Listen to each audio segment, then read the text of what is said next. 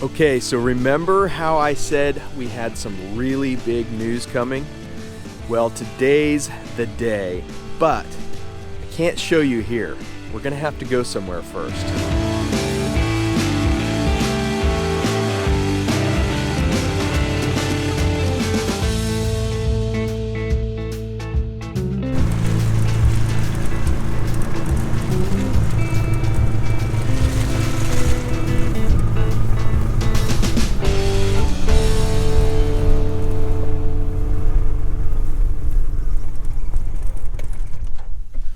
All right, so what I have been holding back from you guys has been a little bit of a secret. Jamin and I have been scheming on this for a little while now. It's been a couple months. Jamin is with Soldier Creek Bison, and he's really not that far from us, a couple hours. He's located in central Kansas, and he's been raising buffalo for the last 2 years? 2 years. 2.5 years now? Yeah, and they have this beautiful setting out here of, you can see them all running off to the back now. He's got somewhere around 70 cows and bulls in the mix with that. And they just started calving, which is really cool. Well, where Broken Arrow Bison comes involved with them calving, we actually came together and we're gonna do a little bit of a partnership with these calves. So these calves that you see out here that are all calving from these mothers of these 70 animals, we're gonna take the heifers, which would be the females, and we're going to bring them out to our ranch. That would be this fall, whenever they are weaned. So somewhere around 6 months of age. These guys are gonna work them. They'll go through and they'll get all their worming shots and all that, and then we will bring them out to our ranch. We are ecstatic. We're very, very excited to announce this to you guys. Heidi and I are blown away by this change. This is going to be a huge, huge deal. We have 6 calves right now. Well, they're not calves anymore. They're yearlings. They'll be breeding this year. But what we'll really be doing this fall is bringing on however many heifers comes, and that would be somewhere around 25 to 35 probably, onto the ranch. So all the changes that we have going on with all the fencing and everything that needs to be done, now you know why it has to come very soon. So this summer is going to be prep work for all these animals, and it's going to be really, really cool to see the expansion of the ranch.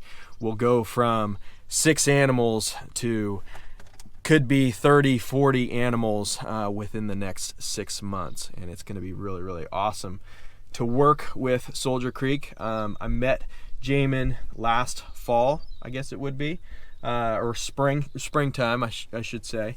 And just really struck it off with him.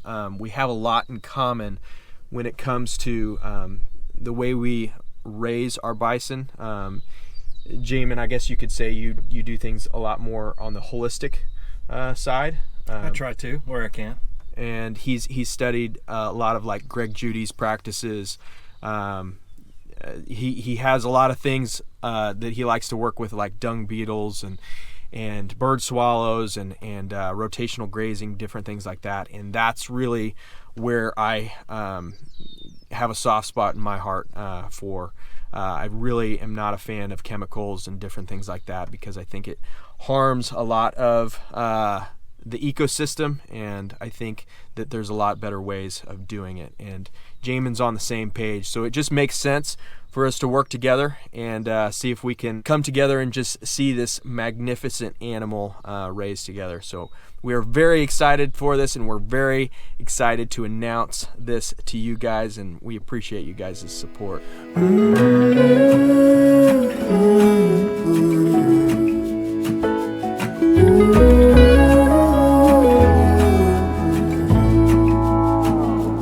I burned out like a wandering ember.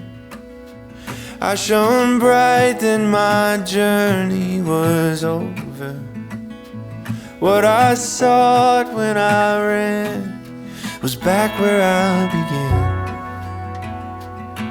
No matter the rain, no matter the storm, I'm coming home. I'm coming home. Leave open the gate, don't turn off the light, I'm coming home.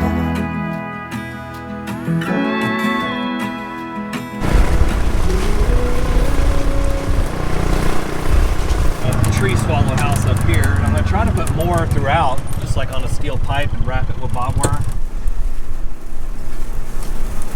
Yeah, and it is every bit of 15 feet deep, if not more. I only had it hold water for maybe the last 2.5 weeks.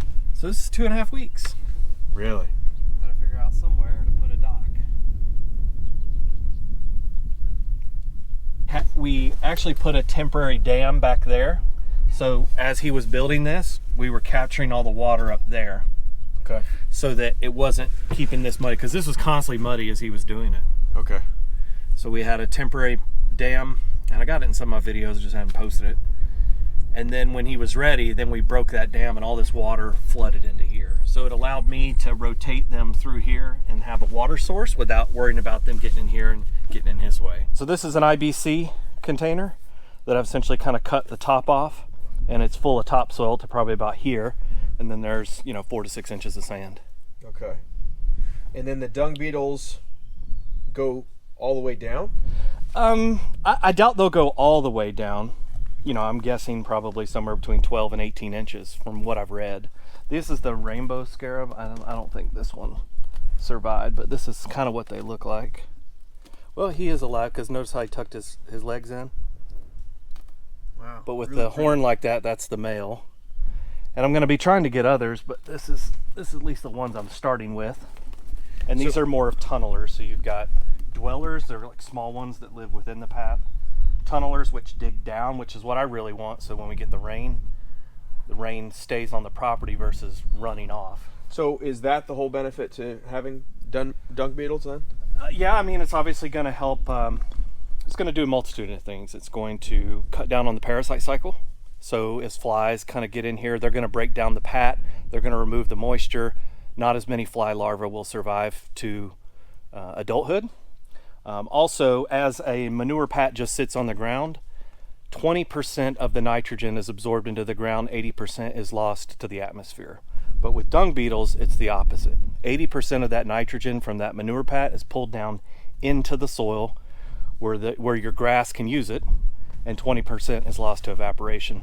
Really? And then also, like I said, it's all about rain penetration. So we get limited rain here in Kansas, and what we, while it's sufficient, what we get, we want to try to keep. And so during those hot, dry summer months, these have created tunnels, 12 to 18 inches down into the ground. And when you get that rain, it's going to leach down in there rather than running off, off your property and onto your neighbors. Realistically, like how many dung beetles would you need in a field for it to make it worth it? That I don't know. I mean, I think oftentimes you'll hear people say, 500 to 1,000, something like that. I don't have these type of dung beetles here. I've got dwellers. I'm sure there's others, but these are the ones I want to get. There's also one called Carolinus, which is much bigger, that I'm going to try to get here as well. So I thought, yes, I could buy these 75 and I could throw them out and let Mother Nature run its course, but I thought, why not try to breed them in here? And then, once it reaches, a saturation point, I can then capture some and then release them on the property, so I can hopefully speed up the process. Right. So you're just taking these patties. Is that bison manure? Yep. Okay. Yep, I collected it yesterday. And so you just put 3 in there? That's it? I put these 3 in here, and then I put some over there. So how many totes do you have? I have 5 total, but there's only 2. There's only 2 that actually have dung beetles. I'm just starting to see if I can even do this and if it'll even work. But so far, that they've started to do their thing, and so they'll create a brood ball and they'll reproduce. And as it reproduces, hopefully I can take some off and then put them out in the pasture. So are these native to Kansas, or they come from somewhere else?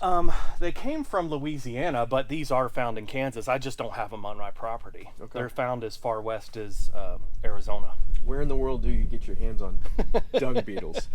A lot of weird internet searches. Dungbeetle.com. A lot of weird internet searches. So I'm trying to get ones that are native to Kansas that'll do well in Kansas. Okay. And I really want the tunnelers. I mean, I'll take the dwellers, I'll take the rollers, but I really want the tunnelers, the ones that, you know, from the bottom of the manure pat are bringing that manure down into the soil. Right. That makes sense. So over time, you know, let's say I had a lot of dung beetles in here. This pat would be gone in 2 or 3 days. It would be, you know, next to nothing. You could still tell it was a manure pat, but it would be severely degraded. So this is to keep them from flying off, because they can fly, and that's what they'll do. They'll fly from manure pat to manure pat. Really?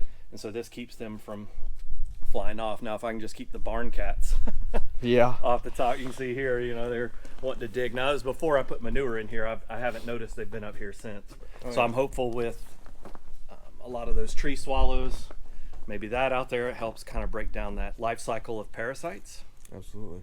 And cuts down on the flies and, you know, anything in their gut. With this rain that we've got, you'll see how much it's filled up already. Yeah, you said it's spring fed, didn't you? Spring fed in the sense that if we get rain, water will trickle in for, you know, weeks afterwards. With the different colors. And I've also got some glow-in-the-dark tape. I was wondering that, if your posts being so close together. Well, yeah, I mean... See, mine are gray and they really blend in. Yeah. You can't go 30 feet or, you know, I think you have to go... I do 10 steps. And to me, I found that anything more than that, I'm just asking for trouble. Sagging too low. Not even that, it's just it feels like it's too an opening for them to go through, and it's where they can see the fence post more than the wire, and Right. they know that's where the line is. Can't tell you how many times I get shocked. Well, we finally made it back to the ranch. This is really big news for us. This is going to be a really cool, giant change for us on the ranch. We've got a lot of things to do before this fall. Jamin and his family are just awesome to work with. We really enjoyed getting to know him and getting to know his ranch and just his operation. Now, Jamin has only raised buffalo for the last couple years, like he mentioned before, but he has really progressed. He really has a lot of knowledge that he's gained. And like I mentioned before, we both really have a passion to raise these guys a little bit more on the holistic management side. I am a true believer in raising these guys and other types of agricultural endeavors without chemicals, without herbicides, without pesticides. I think it is the better way to go. There's a lot of benefits to not using those, and Jamin has the same thought process. And when I met him last spring, we got talking, and man, we just shared a lot in common when it comes to that. And so it just made sense. He has these calves that are being born this spring, and they will be weaned and ready this fall. And so they'll be ready to come out on to the ranch here. So what we came up with was we were going to take all the heifers from him, and he'll figure out a different way to sell his bulls. For now, that's the plan. So whatever he comes up with heifers this spring, that's what we will take off this fall. And like I mentioned before, he has somewhere around 70 cows. Now, all 70 cows are probably not going to produce, but let's just say you had 60 cows produce and half of them are heifers. That would mean 30 would come out here. What we plan on is somewhere around 25 to 35 animals is what we anticipate bringing out to this new ground. So we'll have a lot of fencing to do, and obviously we'll be working on corralling, but we are just stoked. The kids are totally excited, and this fall it would be the most buffalo we have ever had in one spot. The most I've ever raised at once was a little over 20 animals. So we have 6 right here, and then this fall we're gonna have somewhere around 30 to 40 animals. It's gonna be so much fun. so much fun. And I am really looking forward to working with Jamin and his ranch and his family. I'm really looking forward to that, and just the camaraderie. It's nice to be able to bounce back information that we can glean off him and he can glean off us. We're really looking forward to that partnership and that relationship. So be sure to check out Jamin's channel. I'll leave a link in the description below. His ranch name is Soldier Creek Bison, like we mentioned before. Thank you guys for watching. Stay tuned because we've got a lot coming up.